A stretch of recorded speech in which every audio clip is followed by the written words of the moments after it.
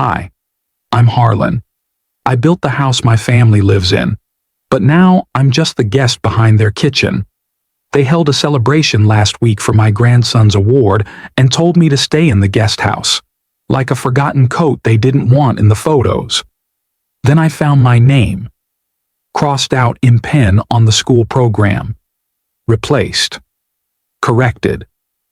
How do you become a stranger in a legacy you created? And how long can you stay silent before you disappear completely? The envelope sat there, like it had something to say, before anyone else dared to. I didn't remember leaving anything on the table, and the handwriting wasn't mine or anyone I trusted. I let the sunlight creep across the windowsill before I moved. Morning chill seeped through the thin walls of the guest house, the air thick with a briny scent from the bay and the old dust that settled into the grain of the wood long before I moved in. Martha's photo sat by the window where I always left it. She hadn't looked away in years. Maybe she knew I needed her watching more now than ever. I shuffled into the small kitchenette and boiled water in the dented kettle. It hissed low, like it had something to say too. I didn't speak. I just listened to the silence, to the way the house creaked when no one was moving through it but me. The walk from the guest house to the main home wasn't long, but it always felt longer. I took the path along the side, never the front. That was unspoken. The back door greeted me like a doorman with averted eyes. I twisted the knob quietly. The door groaned open, and warmth and noise hit me like a wall. The Voss home was awake. Lennox and Deacon were both on their phones, thumbs tapping like metronomes. Darla stood at the stove, her posture as polished as ever. She glanced over without turning. Oatmeal's on the counter. No sugar. I didn't respond. Not out of spite, I'd learned that responding too much invited disappearance. I poured myself a bowl and took the same seat I always did, edge of the bench. Just enough space between me and the kitchen island to feel like a placeholder. Not quite family. Not quite guest. Something in between. I was halfway through my second spoonful when I heard it. From the other room, Creighton's voice filtered through the open archway. We're doing all this and carrying Dad, too. It wasn't loud. It didn't need to be. His tone wasn't cruel, just tired. Like he'd been holding on to that sentence and finally let it drop where he thought I wouldn't hear, but I did. And it landed with the weight of truth, or maybe betrayal. My hand trembled, barely. I held the spoon tighter. I didn't look up. So that's how they see me now. Something to carry. I finished the oatmeal without tasting it. I tried, briefly, to be normal. Asked Lennox how school was going. He didn't look up, just said, fine, and kept scrolling. Any projects you're working on, I pushed. He shrugged. Deacon coughed, mumbled something about going upstairs, and left. Darla wiped her hands on a cloth, walked past me, and said, Creighton's got a board meeting this afternoon, so don't expect him home for dinner. Her voice was calm, measured. But underneath, there it was again, that tone. The schedule doesn't have room for you today. Maybe tomorrow. I nodded, stood, left my bowl in the sink, though I knew no one would notice. On the way back to the guest house, I paused by the window facing the yard. The grass was green, the siding painted last summer. It all looked fresh, new. I had built the frame of that house with my own hands 40 years ago. Poured concrete in the rain, cut and nailed every beam. Martha brought lemonade and sandwiches for me and Creighton the day we finished the roof. Now, I live behind it, like a shadow of the man who laid its bones. You build a house for your children, only to be handed a key to the back. The walk felt colder on the return. I opened the guest house door, and it resisted for a second like it wasn't sure I belonged. Inside, on the small kitchen table where I always left my keys and the mail, there it was, a letter. The handwriting wasn't mine. It wasn't Creighton's either. But the moment I saw the way my name was written, Dad, I knew this wasn't just a note. This was something else. My eyes adjusted to the dark room, but my heart didn't. Not that night. Saturday arrived with the kind of sun that made the siding on the Voss house glow clean and warm. From the guest house, I watched the day move slowly, quietly, until it wasn't. Around 5 in the evening, cars started pulling up, guests stepping out dressed in subtle elegance. Laughter floated down the driveway. It was Lennox's academic award celebration. Apparently, no one had told me. Darla mentioned something earlier in the week about company on the weekend, but never looked at me when she said it. Still, I stayed quiet. I always did. I was told, just before sunset, that I should rest in the guest house tonight. That was the phrase Darla used. Not join us later, or we'd love for you to be there. Just rest. From my seat near the small guest house window, I saw glimpses of the gathering flashes of wine glasses, silhouettes by the patio lights, a small banner strung above the back porch. I made tea, sat in my armchair. The laughter was louder than the sea that night. It filled every quiet crevice between my bones. Then came the speech. Through the thin glass, Creighton's voice rose above the others. We're so proud of Lennox.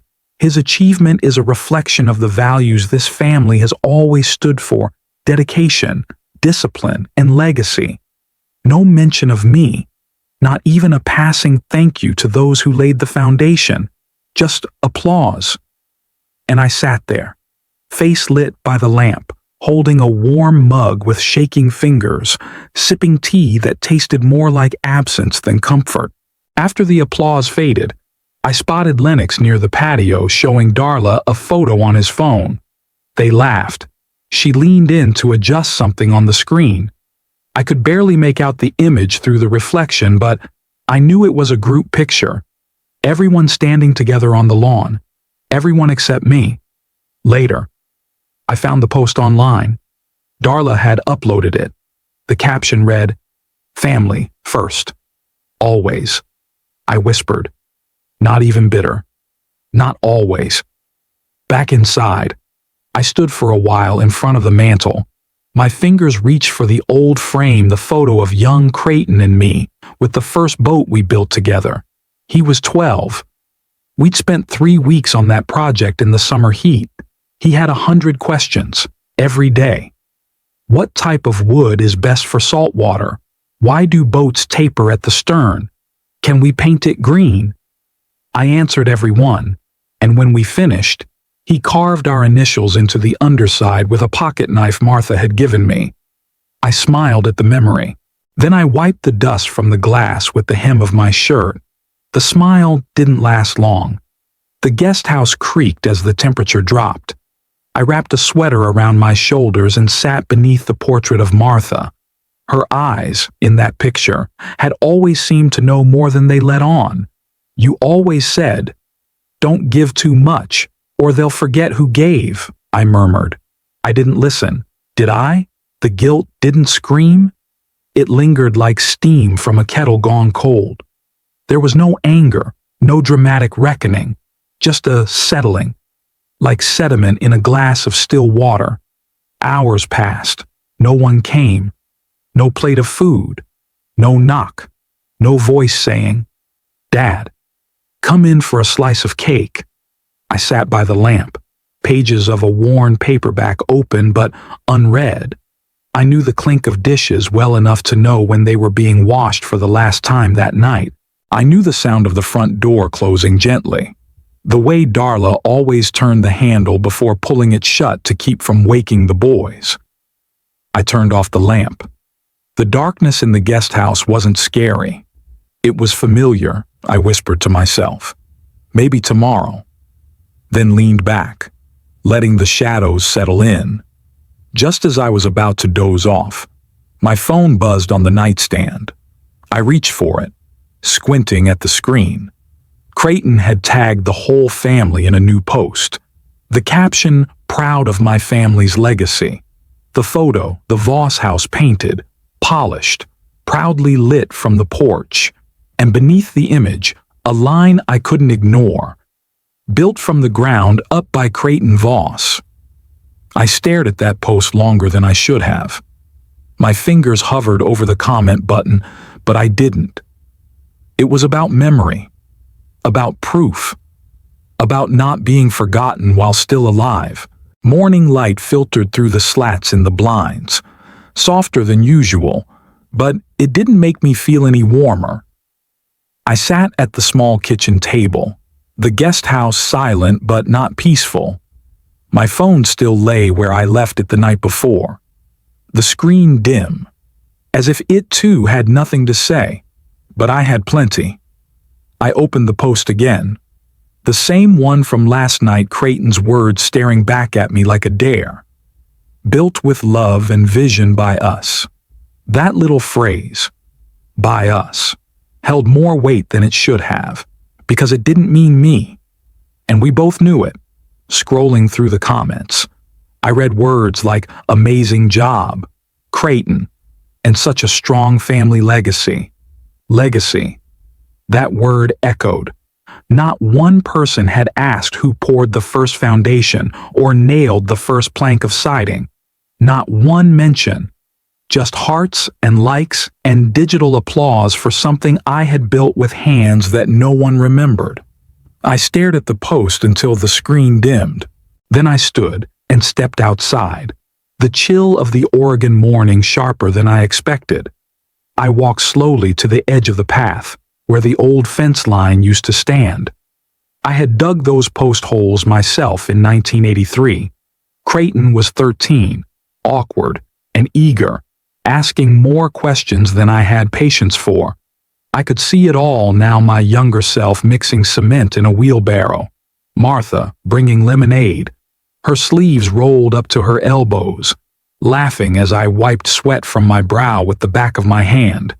Creighton stood there barefoot, dirt caked under his nails, holding the level like it was the most important tool in the world. And maybe, for him, it was now. Hedges lined the walk, trimmed neatly, with LED lights that glowed blue at night. Nothing of that day remained, except what lived in my bones. At breakfast, I took my usual seat edge of the bench, out of the way. Lennox sat scrolling. Darla stirred cream into her coffee without looking up. Small talk floated around the room like mist weather. The neighbor's cat, Lennox's upcoming exams. Then Creighton walked in, towel around his neck, sweat still clinging to his skin from a morning run. I waited until the room settled, then asked, clear but quiet, "Why did you say you built this place?" The spoon in Darla's hand stopped mid-stir. Lennox looked up, surprised. Creighton blinked. Then his jaw tightened. He didn't sit down. "Stop living off me." "Dad," he said, "that post wasn't about you." The silence after that was heavier than the words themselves. Even Darla paused, her coffee untouched. Creighton stood there, arms crossed, like he was the one defending something sacred. I didn't reply. I didn't need to. I stood up, slow and steady, nodded once to no one in particular, and walked out. Back in the guest house, I closed the door gently. No slam, no drama, just finality. I went to the shelf where I kept the frame photos, one of the few things I still dusted every week. There was a picture of me, Creighton, and Lennox on the dock from 2 summers ago, arms around each other, smiles wide and real. But the version on Lennox's social feed now showed just the 2 of them. I had been cropped out, neatly, cleanly, like I was never there. I held that old print in my hands for a long time. Then I set it down. No yelling, no raised voice. Just me and the quiet. They want to rewrite who built this. Fine, let them. But I'll write the part they can't erase. I opened the drawer under the nightstand. Inside, wrapped in an old handkerchief, was the envelope. Martha's handwriting was still visible, faded but strong for education. Only use when needed. I held it like it might break. It was heavier than it looked. When you fold enough paper that mattered, it starts weighing more than the silence around you. 2 mornings had passed since Creighton's words clipped clean through me. I hadn't brought them up again. I didn't need to. Some things don't echo. They just stick. Today, I sat at the table in my guest house, staring at the envelope Martha had marked with her soft handwriting for education. I opened it slowly, the paper dry and soft at the corners.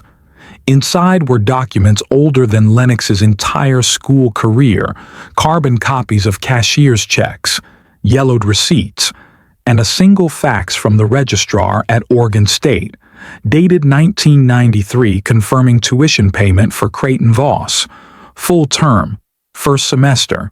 The signature at the bottom was mine. Next to it, a handwritten note from Martha: keep these, in case they forget. I laid each page out flat, smoothing the creases. They weren't just numbers. They were the hours I worked double shifts on the dock, the weekends I skipped fishing, the savings we scraped from her sewing jobs, and my overtime to send him to school with dignity. I traced a thumb along one check stub and whispered, "They say love leaves no evidence." But I kept mine. Near the bottom of one page, I noticed a faint pencil scrawl, a phone number. I recognized the area code, Wendell. I reached for the rotary in the corner, dialed slowly, counting each spin back like years unwinding. On the 4th ring, a familiar voice answered. "Yeah, Wendell," I said. "It's Harlan." There was a pause. "Well, hell, been a while." It has. Silence. Then the voice softened. "Everything all right? You remember that check I gave you to co-sign Creighton's first tuition payment?" He grunted. "That's ancient history. But I do. Still got the carbon copy filed with the old shop records. You need it. I'd like to stop by. This week. Anytime. Brother." Doors open. I hung up and stared at the receiver. My hands felt steadier than they had in months. By the time I stepped into the main house kitchen later that morning, the sun was filtering in just right through the side window. Lennox sat at the breakfast bar with his colored pencils, a pad in front of him. Darla was at the sink, humming a tune I didn't recognize. I poured coffee, settled into the corner seat, and glanced at Lennox's drawing. "What you working on there?" He held it up proudly. A family portrait. 5 figures. Creighton, Darla, Deacon, Lennox, and their dog, Bella. "Is that everyone?" I asked, gently. Lennox hesitated. "Mom said it's just the people who are here all the time." I nodded. Darla didn't turn from the sink. The drawing was careful, accurate, except for the absence, except for me. Back in the guest house, I refolded the documents, slipped them into a new manila envelope, and labeled it in black ink, "My contribution." I placed it in the bottom drawer under old manuals from the boat, day's blueprints, and varnish guides. Things no one in that house ever cared to touch. My posture was straighter when I returned for lunch.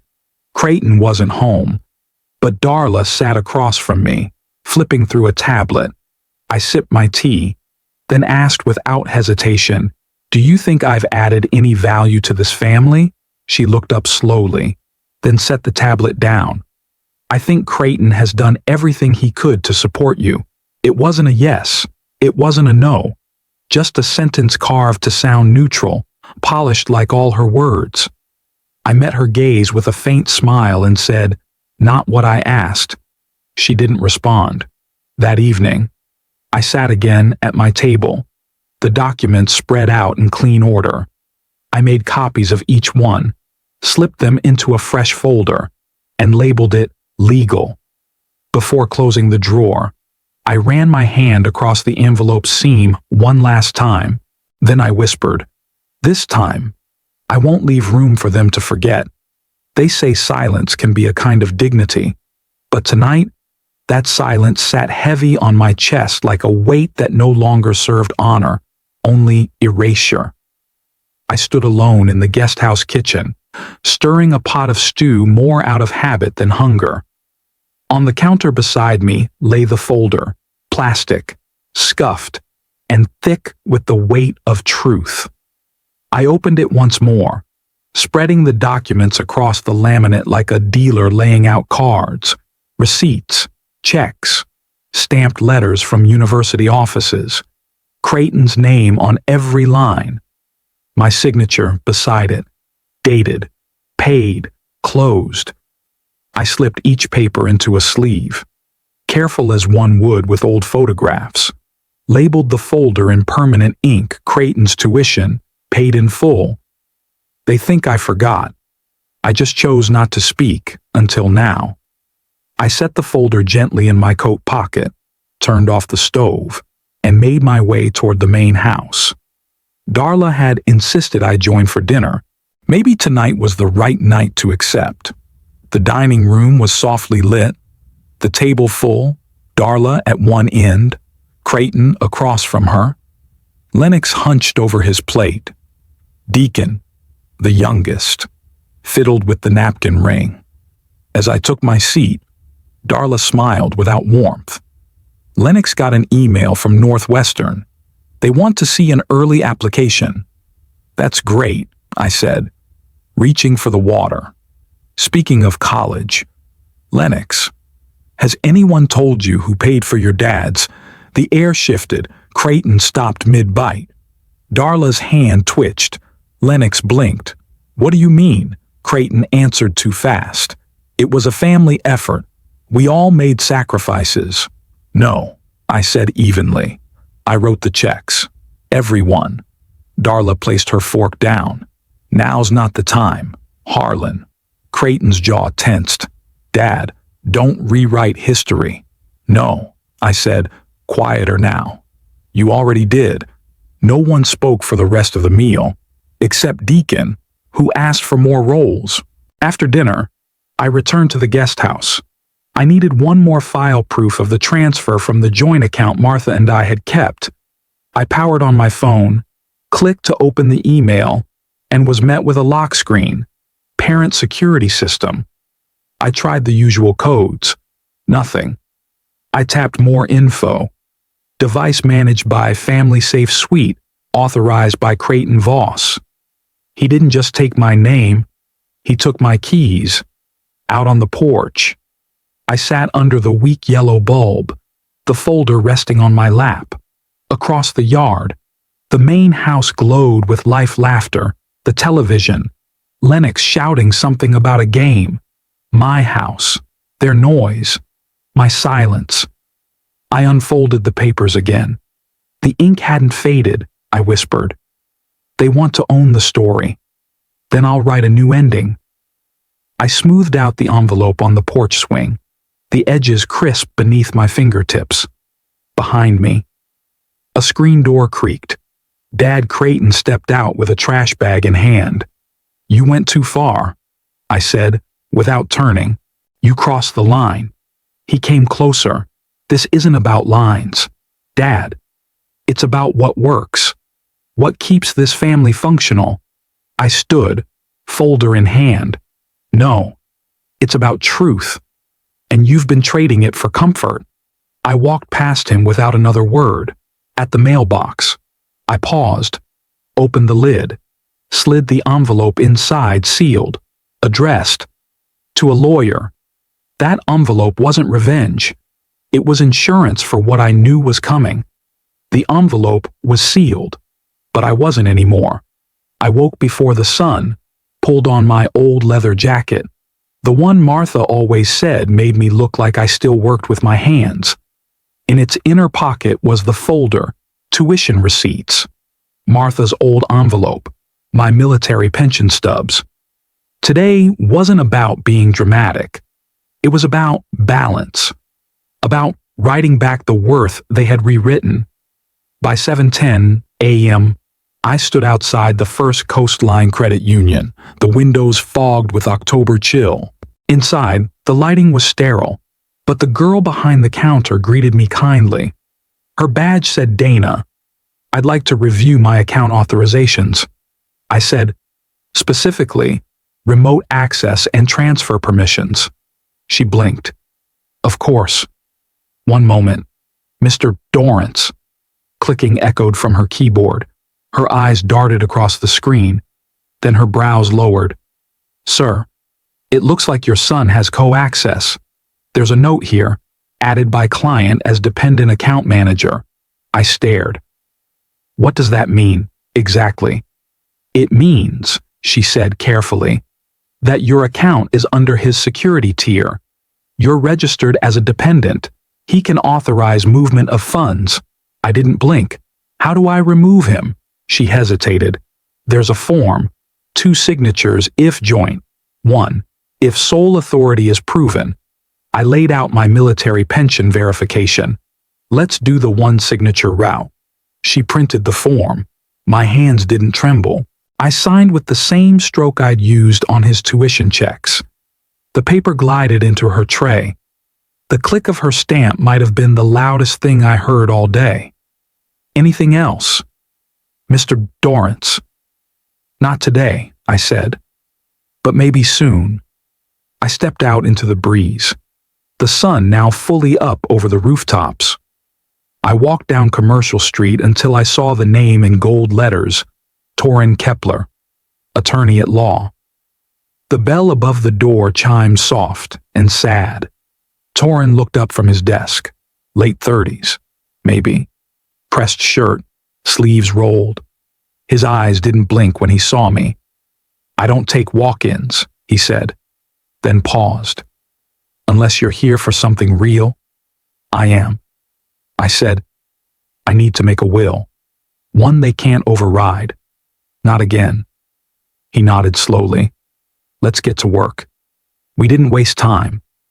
I laid out the documents, every slip, every confirmation, every dime I'd scraped over the years.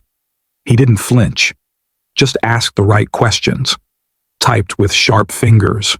"What do you want it to say?" he asked. 50% goes to a scholarship for first-generation students from this county." He looked up. "And the rest? If my grandchildren want a piece, they'll write a letter, no less than 500 words, one from the heart, not a template, and your son exclude him." He tapped a key, leaned back. "You sure you want to be that clear? If I'm not, they'll try to erase me again." He nodded once. "Fair enough." It was just past noon when I got back to the guest house. The house across the yard was still, blinds drawn. I stepped inside, took off my jacket, and sat at the kitchen table. The copy of the new will, still warm from the machine, rested in my hand. I folded it carefully, placed it in a separate envelope. On the front, I wrote in black marker, "Open this only when I'm gone or when you think I don't matter anymore." I knelt by the old floorboard near the stove, loose enough if you knew where to press. I slipped the envelope inside, next to the photo of the boat Creighton and I built the summer he turned 13. His handwriting still carved under the hull, built with Dad. They don't see that part anymore. That evening, after tea, I stood in the bathroom, wiped down the mirror with my sleeve. Then I pulled a yellow sticky note from the drawer, wrote 6 words, and stuck it center frame. Dignity is not inherited, it is defended. When you're told your memory is failing, the clearest thing you remember is who said it first. Sunday morning. I dressed in my best coat, same one Martha bought me for our anniversary the year Lennox was born. The wool had held up better than some of the relationships under this roof. I walked alone to First Baptist, my steps slow but steady. Inside, the pews filled with familiar faces. Some nodded. Others offered polite smiles, too quick to mean much. The pastor cleared his throat and began reading from the program. Names of donors to the Voss Family Community Scholarship Fund, Creighton and Darla. Only them. The donation was mine too. I'd seen the numbers transfer from the account before it was flagged, before it was locked, but not a single word of mine appeared. Not a line, not a mention. Just their names, printed in bold, right beneath the stained glass that Martha used to sit beside. After the service, as the crowd filtered out, a woman I vaguely remembered approached. "Are you a guest of the Voss family?" she asked kindly. I gave a soft smile. I used to be more than that. Outside. The light was harsh for autumn. Creighton stepped in front of me. Voice low but firm. "Please don't make a scene, Dad." I laughed once, quietly. "You already made one just without raising your voice." Darla emerged behind him, taking Lennox by the arm and walking him quickly toward the car, not even a glance back. Back home. I didn't go straight to the guest house. I tried the main house Wi-Fi. Still no connection. I pulled out my phone, typed in my banking credentials. Access denied. Account suspended for third-party review. I rebooted. The startup screen had changed. Secure Family Platform Admin C. Voss.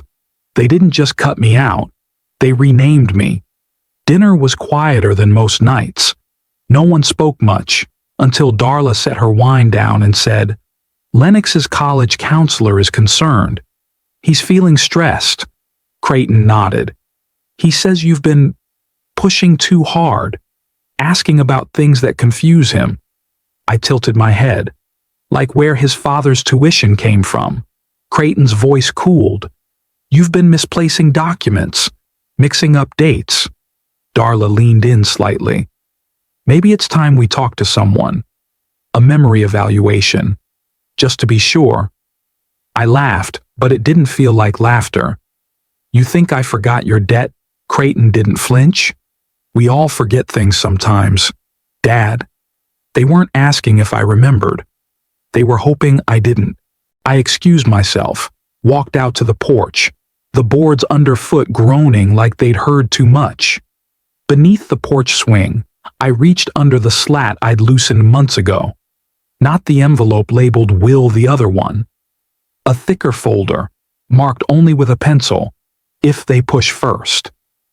The papers inside were organized bank screenshots, power of attorney revocation drafts, a notarized note from Wendell confirming the tuition payments I'd made, insurance policies, property title scans, the receipts they hoped I'd forget.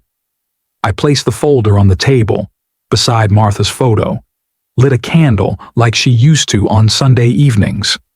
The glow warmed her smile. "It's time. Love," I whispered. Then a knock at the door.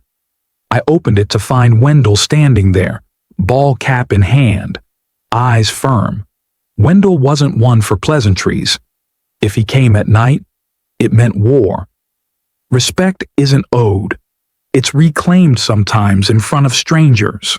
The invitation came in a cream envelope with a typed label, Mr. Harlan Dorrance, Darla's signature at the bottom. Creighton was hosting a dinner for some regional insurance executive. Formal. Friday evening.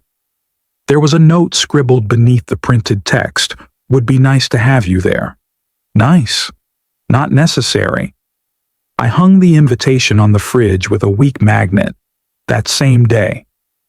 I pressed my navy blazer and polished my shoes with a cloth Martha used to wrap china in. I tucked the fax from 1992 into the inside pocket, the one from the University of Portland confirming a tuition payment made by me. Folded flat, crisp, at the edges. When I arrived, the dining room was already full. Darla greeted me with a brief smile. The executive, a tall man with silver hair and thin-rimmed glasses, shook my hand politely. Creighton stood at the head of the table. "Let's raise a glass to family," he said. "To heritage. To ambition." Everyone lifted their glasses. I took a slow sip of water. "This is my father, Harlan," Creighton added, "retired Navy." Quiet inspiration behind our family's path. I smiled thinly. Quiet.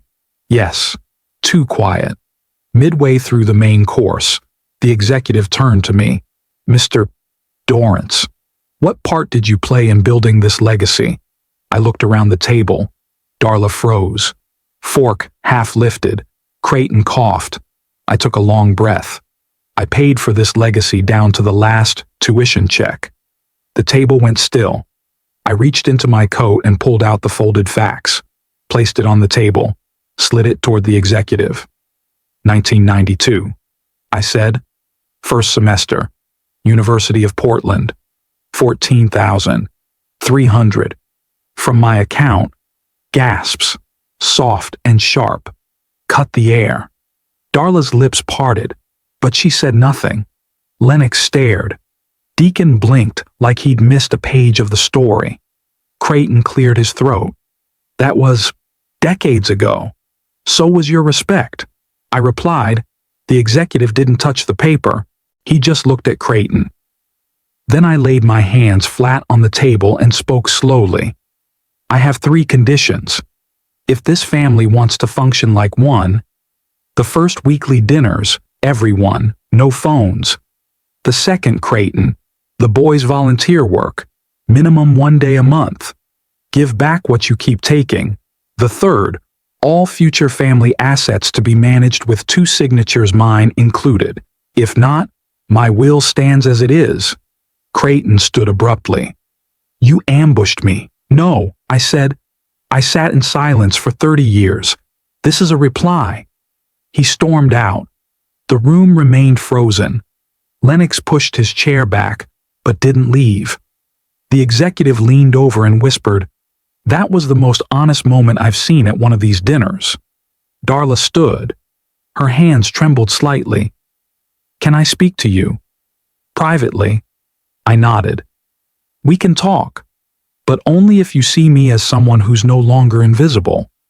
I stepped out to the front hall. The door had just clicked shut behind Creighton. As I reached for my coat, I heard a soft voice behind me. "Grandpa," Lennox said, "did you really keep all that?"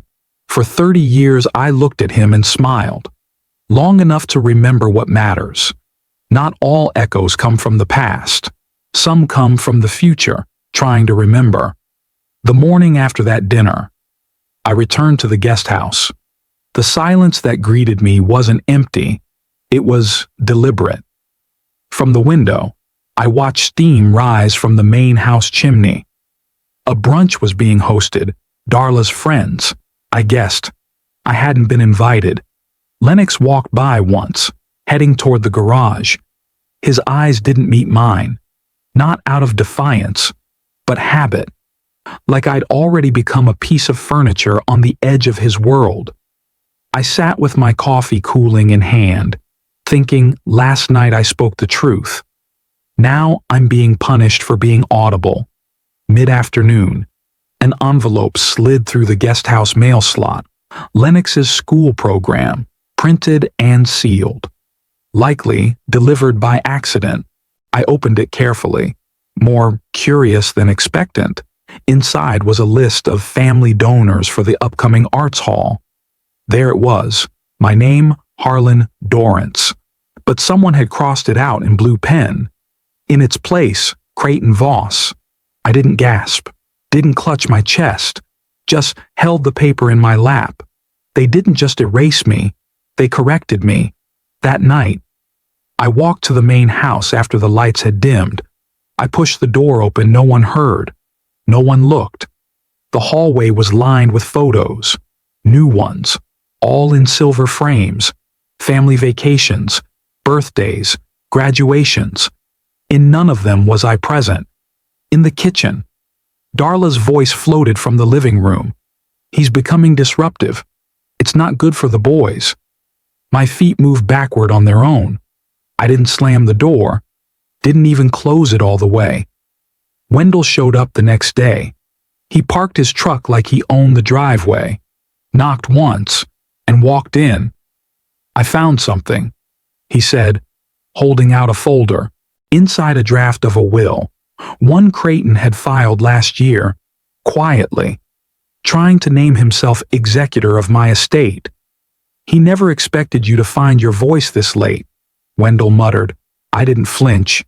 He never expected I'd still want to use it. After Wendell left, I sat at the kitchen table and wrote 2 letters, one to Lennox, one to Deacon.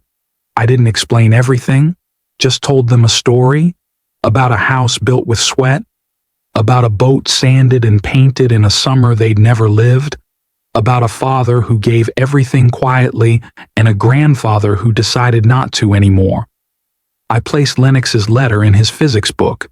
Deacon's went into his sketch pad, left both on the back porch bench, not hidden, not announced. As I stepped back into the guest house, the hallway light flickered once, then again, a pause, then, faint but clear. Grandpa. It was Lennox, calling, hesitantly. Sometimes. The loudest changes are made in silence. That morning, a knock barely audible woke me before the sun had climbed fully above the waterline. The air still clung to the chill of dawn. When I opened the door, no one stood there. Only a small brown envelope, propped against the frame, bearing 3 words in scrawled handwriting.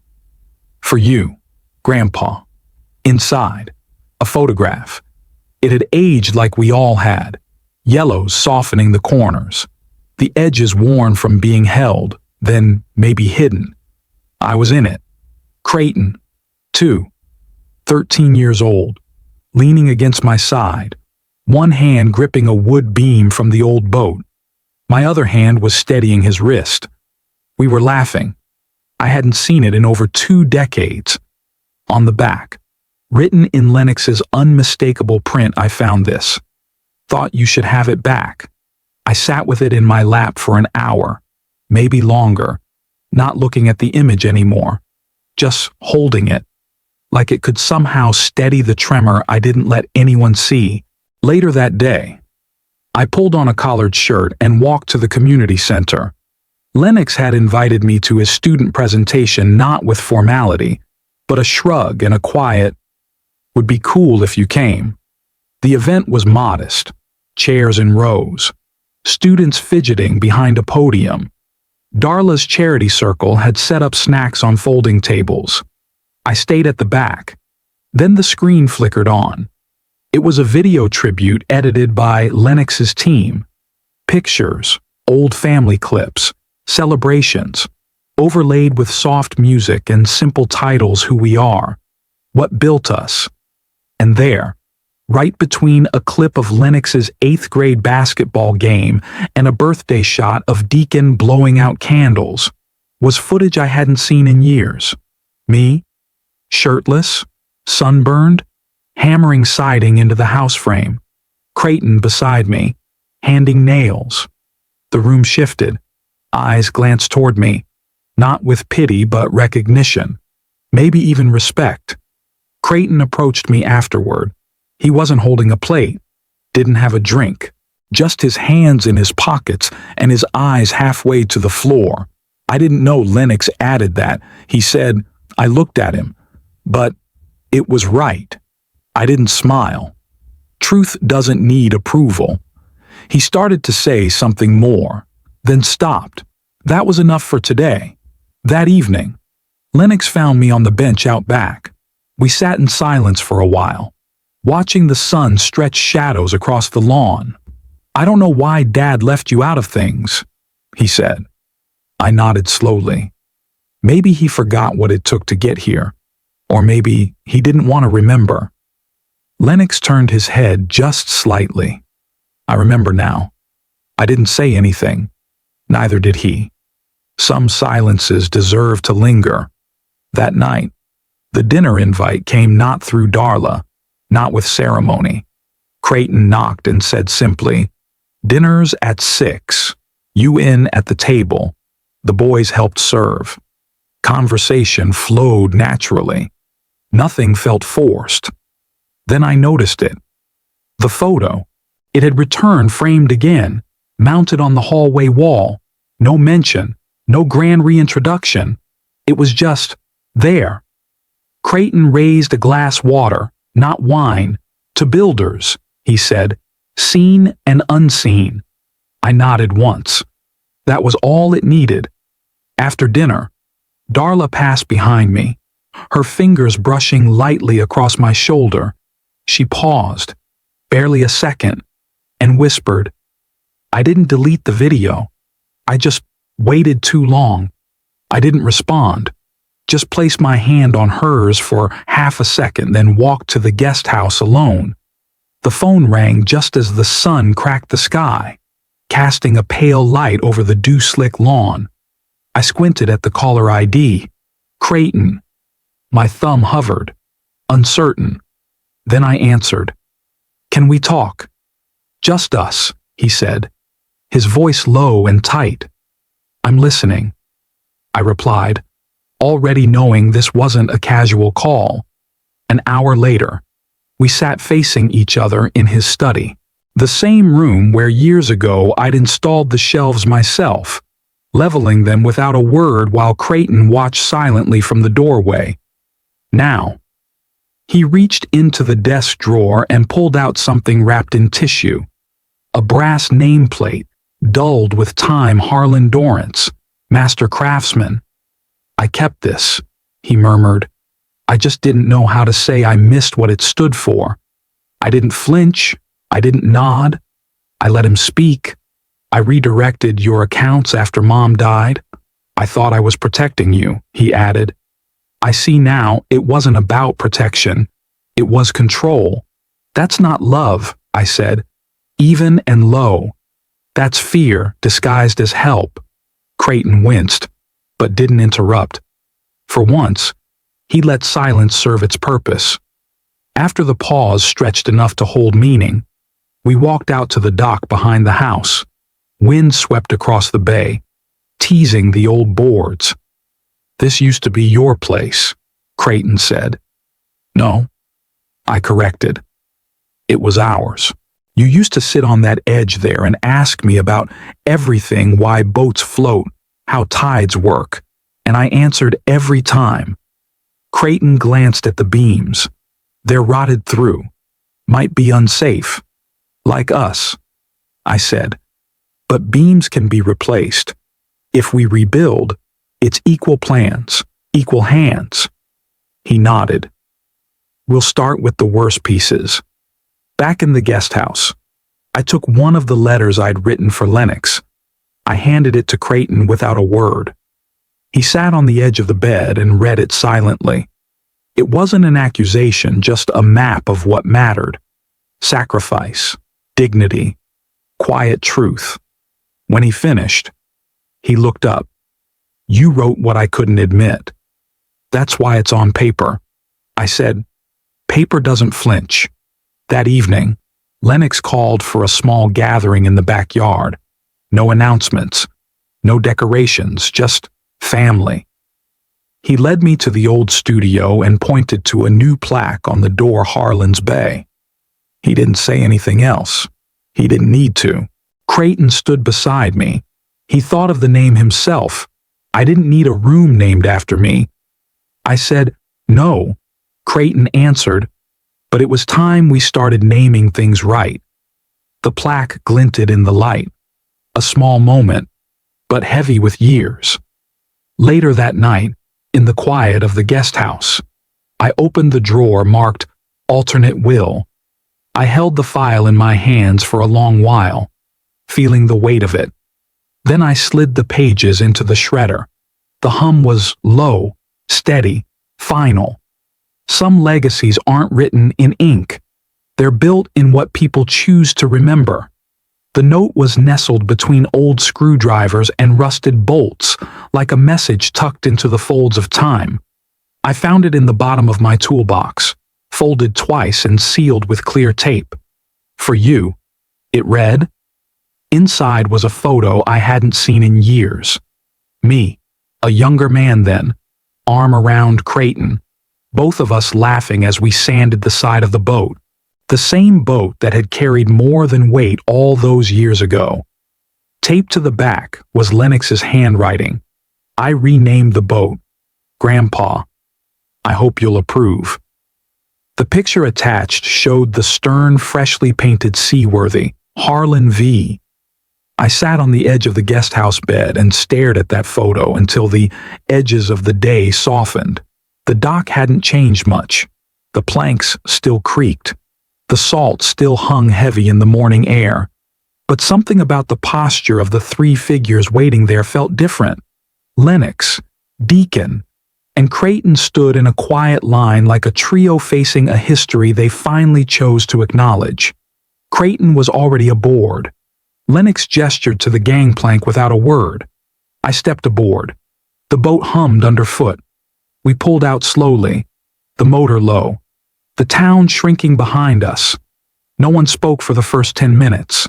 Wind, rope, the soft churn of water, these were our words.